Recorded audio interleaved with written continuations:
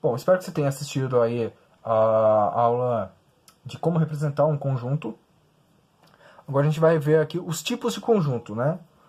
Como que eu posso caracterizar um conjunto. Bom, então seja aqui o conjunto A. O meu conjunto A tem os elementos 1, 5, 8 e 9.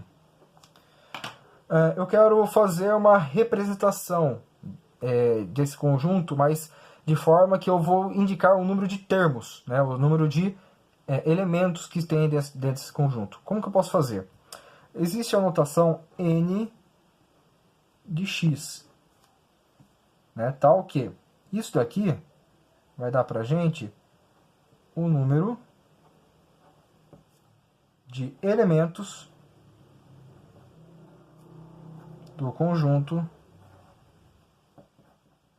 x. Bom, então, se eu fizer o n de A, né, troquei aqui o x por A, ou seja, é o número de elementos do conjunto A. Quantos elementos tem o conjunto A? 1, 2, 3, 4. 4 elementos. Portanto, o conjunto A possui 4 elementos. Se tem 4 elementos, n de A vai ser 4. Tá? Então, se eu fizer, por exemplo, o conjunto B, A, B e C, o n de B vai ser 3, porque são 3 elementos.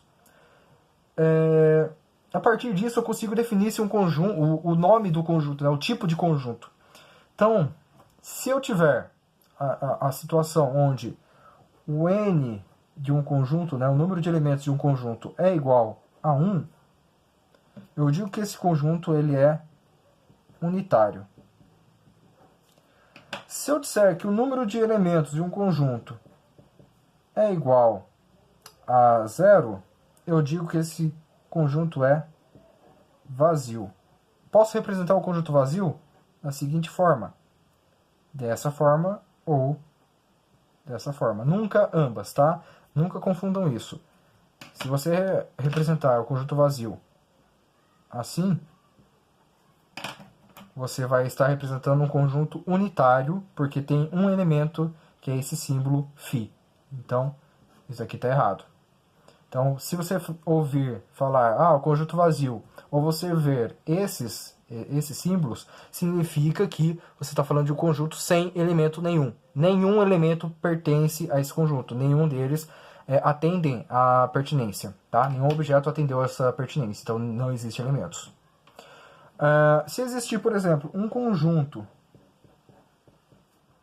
que o número de elementos seja infinito, a gente chama o conjunto de infinito.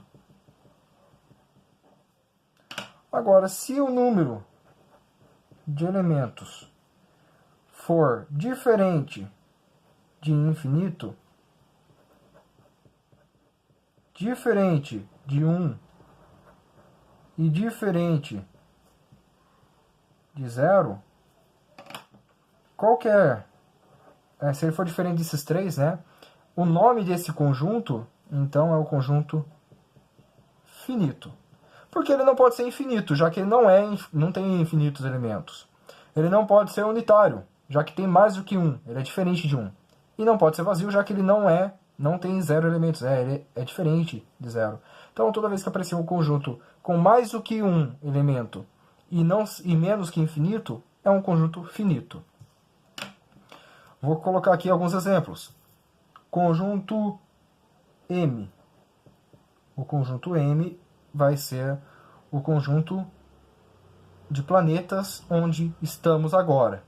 Então, o único elemento é o planeta Terra. Se o único elemento é o planeta Terra, esse é um conjunto unitário. Então, só tem um elemento ali dentro. Só pode ter um elemento. Quer um outro exemplo? Conjunto N. Nesse conjunto eu vou colocar x mais 2 igual a 0. Quais são as opções de x, de modo que x mais 2 dê 0? Somente quando o x for menos 2. Menos 2 mais 2 é 0.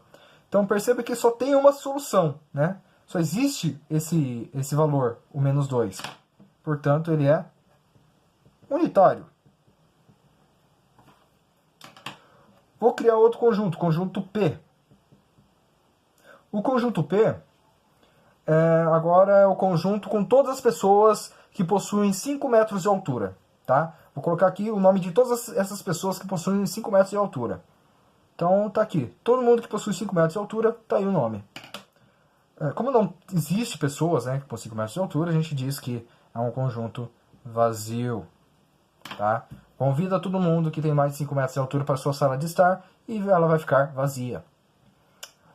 Posso, por exemplo, fazer aqui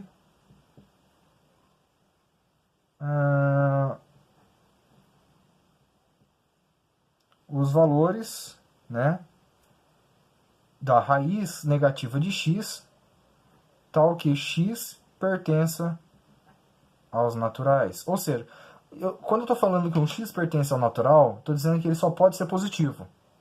Se o número só pode ser positivo e eu coloco ele no lugar aqui do x, então ele vai se tornar negativo obrigatoriamente. Que número vezes que número que dá um negativo? Não existe, tá? A gente vai ver aí na matemática básica o porquê disso e tudo mais. Mas agora basta a gente saber que não existe a raiz do número negativo. Se não existe a raiz do número negativo, e só dá para colocar aqui números negativos, então não existe solução. Não tem como você resolver essa conta, não existe como. Né? A raiz de um número negativo não existe, então não tem como você resolver isso aí. Então é um conjunto vazio. Bom, vamos avançar um pouco. Que eu quero agora todos os números. Todos os números. Então aqui eu vou ter qualquer número. 1, 2, 3 e por aí vai. E, aliás, aqui entre o 1 e o 2 existem já infinitos números, né? Existe o 1,1, 1,2, 1,3, 1,001, 1,0001. Então existem infinitos números só entre esses dois. Agora imagina aqui. Então se existem infinitos números, é um conjunto infinito.